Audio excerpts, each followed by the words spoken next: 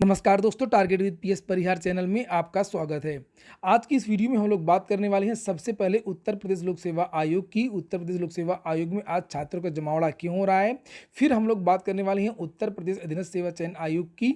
उसके बाद में हम लोग बात करेंगे टीजीटी पीजीटी भर्ती की। इसके बाद हम लोग बात करेंगे 33,000 होमगार्ड भर्ती आखिरकार कहाँ अटक गई। फिर हम लोग बात करने वाले हैं लेखपाल भर्ती की। तो वीडियो को लाइक कर दें, शेयर कर दें और जिन छात्रों ने चैनल को अभी भी सब्सक्राइब न किया हो तो जल्दी से सब्सक्राइब कर लें, ताकि आप लोगों को भी इसी प्रकार की ऑथेंटिक अपडेट सबसे पहले मिलती है। आगे बढ़ने से पहले हम लोग बात करेंगे टीजीटी पीजीटी और एलटी की बेस्ट बुक की, जिसे आप लोग यहाँ पर देख रहे हैं। चक्षु प्रकाशन की ये पुस्तकें हैं जो टीजीटी पीजीटी की हैं। यहाँ पर टीजीटी पीजीटी की हिंदी की भी पुस्तकें हैं, कला की भी पुस्तकें हैं, गणित की भी हैं, इंग्लिश की भी हैं, सामाजिक विज्ञान की भी हैं, विज्ञान की भी हैं। काफ़ी अच्छी पुस्तकें हैं ये, चाहे सॉल्व पेपर हो या प्रैक्टिस सेट हो, जैसे आप लोग यहाँ पर देख सकते हैं। यहाँ पर 2500 से 50 बहुविकल्पी प्रश्न दिए हुए हैं और उनकी पूरी विस्तृत व्याख्या दी हुई है। हिंदी की इसी तरीके से 2300 बहुविकल्पी प्रश्न दिए हुए हैं। कला में, आर्ट में काफ़ी अच्छी पुस्तक है ये। गणित की भी पुस्तकें इसी तरीके से हैं। और उत्तर प्रदेश के लगभग सभी शहरों में, सभी कापी किताबों की दुकानों में आपको चक्षु प्रकाशन की टीजीटी और पीजीटी की ये पुस्तकें मिल जाएंगी। और अगर आप लोग ऑनलाइन मंगवाना चाहते हैं तो उसकी लिंक मैंने डिस्क्रिप्शन बॉक्स में दे दी है, वहां पर जाकर के आप लोग ऑनलाइन भी मंगवा सकते हैं। इन पुस्तकों की एक और खासियत है कि इसमें चैप्टर वाइज दिया हुआ है। आप लोग यहाँ पर देख सकते हैं, लिखा भी हुआ है कि चैप्टर वाइज, सिलेबस के हिसाब से चैप्टर वाइज इसमें जो टॉपिक हैं उसके हिसाब से जो क्वेश्चन आंसर हैं वो दिए गए हैं और प्रश्नों की जो व्याख्या है वो भी काफ़ी अच्छी तरीके से बताई गई है। और अगर आप लोग ऑनलाइन मंगवाना चाहते हैं तो उसकी लिंक मैंने डिस्क्रिप्शन बॉक्स में दे दी है, वहां पर जाकर के आप लोग ऑनलाइन भी मंगवा सकते हैं। अब हम लोग बात करते हैं उत्तर प्रदेश लोक सेवा आयोग में आज जमावड़ा। इसके बारे में मैं लगातार आपको जानकारी दे रहा हूं कल से। असल में मामला ये है कि स्केलिंग को लेकर के विवाद है। उत्तर प्रदेश लोक सेवा आयोग ने पिछले 4 सालों से स्केलिंग को रोक दिया है। हालांकि स्पष्ट रूप से वो कुछ बताता नहीं है, जवाब नहीं देता है। इससे जो मानविकी के छात्र हैं, जो जैसे किसी का इतिहास है, भूगोल है, हिंदी साहित्य है या इस तरीके की जो भी सामान्य विषय हैं आर्ट के, उन विद्यार्थियों का सिलेक्शन नहीं हो पा रहा है। अगर हम लोग देखिए पिछले कुछ सालों से, चूंकि स्केलिंग में ये होता था कि इन विद्यार्थियों के नंबर बढ़ा दिए जाते थे, चूंकि जो मार्किंग होती है वो साइंस के जो विद्यार्थी होते हैं उनको ज़्यादा नंबर दिए जाते हैं, लिबरल मार्किंग होती है। और इन विद्यार्थियों, जो मानविकी के विद्यार्थी होते हैं, उनको कम नंबर दिया जाता है। अगर स्केलिंग नहीं होगी तो इन विद्यार्थियों को नुकसान होगा।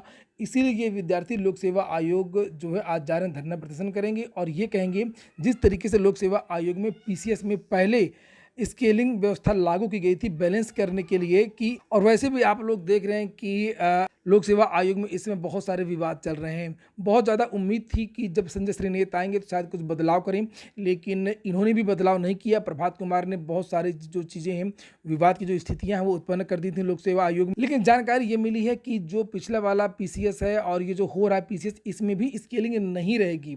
विद्यार्थियों को जैसे कि जानकारी मिली है और वैसे विद्यार्थी जो है आज वो पहुँच रहे हैं। इसलिए आप भी अगर प्रयागराज में हो इस समय तो जल्दी से लोक सेवा आयोग पहुँच जाए। 10:30-11 बजे अधिकारियों से वार्ता होगी। शांतिपूर्ण धरना प्रदर्शन है, शांतिपूर्ण जो है अपनी बात कहनी है।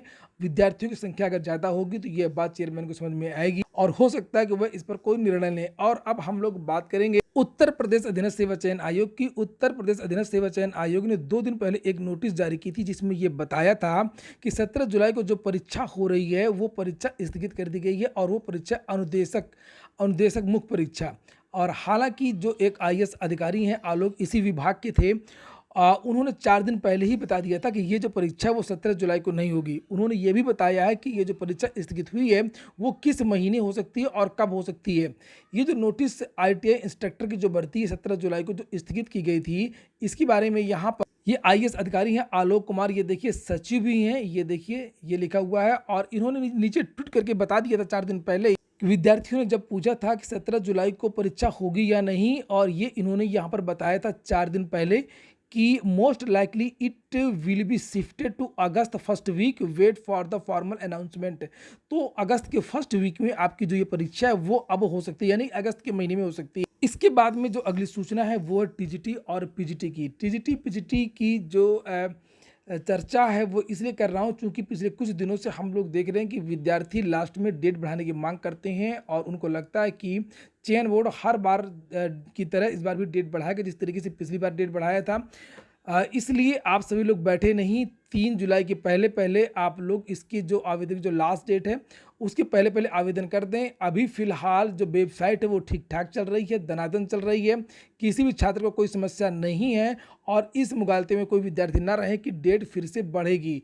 डेट बढ़ने की कोई चर्चा नहीं है। पिछली बार की तरह ये भर्ती भी जल्दी से जल्दी कंप्लीट होगी, क्योंकि आपको सब कुछ पता है क्यों कंप्लीट होगी। पिछली बार तो सुप्रीम कोर्ट का डंडा था 31 अक्टूबर के पहले पूरी होनी थी और इस बार जो चेयरमैन है उनका रिटायरमेंट है और उसके पहले सारा सब कुछ सबमिट करके उनको जाना है। कहने का मतलब ये है कि डेट नहीं बढ़ाई जाएगी। अगर बहुत बड़ी समस्या होगी लास्ट में वो बात एक अलग है। फिलहाल चयन बोर्ड इस भर्ती को भी जल्दी कंप्लीट करना चाहता है पिछली बार की तरह। इसलिए जिन विद्यार्थियों ने आवेदन नहीं किया हो तो वो विद्यार्थी सभी जल्दी आवेदन कर दें। और अब हम लोग बात करने वाले हैं 33,000 होमगार्ड भर्ती आखिरकार कहां अटक गई। इसके बारे में आज ही के समाचार पत्रों के माध्यम से जानकारी दी गई है, जिसे आप लोग यहां पर देख सकते हैं। लिखा होमगार्ड विभाग में 32,000 पद रिक्त, कई वर्षों से नहीं की गई हैं भर्तियां। और ये जो समाचार है वो आज के बहुत सारे समाचार पत्रों में दिया गया है। लेकिन होमगार्ड विभाग में कई वर्षों से 32,000 पद रिक्त हैं, लेकिन अभी तक इस तरफ कोई प्रक्रिया आगे नहीं बढ़ सकी। होमगार्ड विभाग में आखिरी बार प्रयागराज में भर्ती का प्रयास किया गया था। प्रक्रिया पर सवाल उठने के बाद पूरी भर्ती निरस्त कर दी गई थी और संबंधित कमांडेंट को निलंबित भी कर दिया गया था और बर्खास्त कर दिया गया था। उसके बाद से अब तक भर्ती की प्रक्रिया है वो शुरू नहीं हो सकी है। असल में जिस तरीके से लेखपाल का जो कैडर होता है वो जिला स्तर का होता है, इसी तरीके से जो होमगार्ड की जो कैडर होता है वो भी जिला स्तर का होता है और उनकी जो भर्ती होती है वो भी जिला स्तर पे ही होती है। लिखा है यहाँ पर कि इसके लिए जिला कमांडेंट अधिकृत होता है, लेकिन इससे संबंधित प्रस्ताव को अभी तक मंजूरी नहीं मिल पाई है। तो शासन के पास फाइल पड़ी हुई है और अभी तक इसकी मंजूरी नहीं मिली। जैसे ही मंजूरी मिल जाएगी वैसे ही जो भर्ती का जो विज्ञापन है वो जारी कर दिया जाएगा। और यहाँ पर लिखा है कि जो उत्तर प्रदेश में जो स्वीकृत पद हैं 1,18,000 और इसमें जो उपलब्ध है वो 85,000। खाली जो पद हैं वो 33,000 जो पद हैं वो रिक्त हैं। यहाँ पर महिलाओं की संख्या बढ़ाने के लिए भी विचार हो रहा है, उसके बारे में भी यहाँ पर जानकारी दी गई है कि लिखा हुआ है कि 1,18,000 में से केवल 4400 स्वीकृत पद हैं महिलाओं के और 4400 में भी लगभग आधे पद ही भरे हैं, आधे पद खाली हैं, लेकिन 2200 ही महिलाएं हैं। इसलिए यहाँ पर भी विचार हो रहा है कि महिलाओं की एक अलग बटालियन ही बना दिया जाए। हालांकि पिछले साल से होमगार्ड जो पद है उसमें बहुत सारे बदलाव किए गए हैं। इनका वेतन बढ़ाया गया है, इनका पदनाम बदल दिया गया है। अब होमगार्डों को जो है कांस्टेबल भी कहा जाएगा, इनकी वर्दी भी बदल दी गई है और जो मानदेय था उसमें वृद्धि भी की गई और अब होमगार्ड को जो है वो बंदूक भी मिलती है। अगली सूचना है लेखपालों का 30 साल बाद प्रमोशन। ये एक सोचने वाली बात है कि जिसके लिए विद्यार्थी सबसे ज़्यादा परेशान है, जिस भर्ती के लिए उसमें कितने दिनों बाद प्रमोशन होता है, ये सोचने वाली बात है। यहाँ पर आप लोग देख सकते हैं कि राजस्व निरीक्षक, जिसे पहले कानून को कहा जाता था, उसको अब आरआई कहा जाता है और लेखपालों को जो पहला प्रमोशन होता है वो राजस्व निरीक्षक पर होता है। यहाँ पर लिखा पदोन्नत होंगे नवंबर 1991 तक के नियुक्त लेखपाल, यानी कि लगभग 31 साल पहले जिनकी ज्वाइनिंग थी केवल उन्हीं लेखपालों का प्रमोशन होगा। ये देखिए लिखा है राजस्व परिषद ने सभी जिलाधिकारियों से लेखपालों की पदोन्नति के लिए चरित्र पंजिका सहित अन्य रिकॉर्ड मांगे हैं।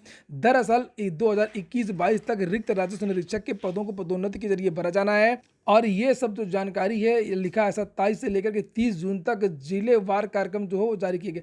अच्छा, इसमें ये तो सोचने वाली बात तो खैर है ही है कि बहुत दिनों बाद प्रमोशन होता है, लेकिन एक अच्छी बात ये भी है कि इतने दिनों से जिनका प्रमोशन नहीं हुआ प्रमोशन हो जाएगा। तो जो भर्ती आनी है 19-20, 20-21 और 21-22 की, उसमें पदों की संख्या भी बढ़ सकती है।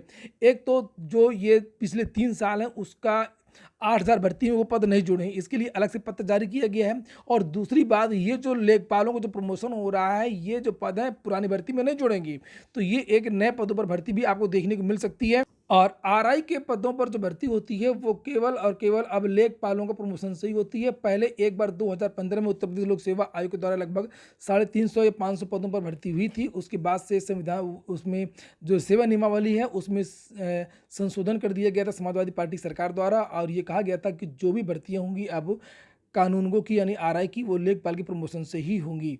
केंद्रीय योजनाओं की संख्या लगातार बढ़ रही है और सभी ज़्यादातर जो केंद्रीय योजनाएं होती हैं, चाहे राज्य सरकार की योजनाएं हों चाहे केंद्र सरकार की योजनाएं हों, वो सारी जो योजनाएं होती हैं उसमें लेखपाल की महत्वपूर्ण भूमिका होती है। इसलिए ये पद ज़्यादा दिन तक रिक्त नहीं रखा जा सकता है।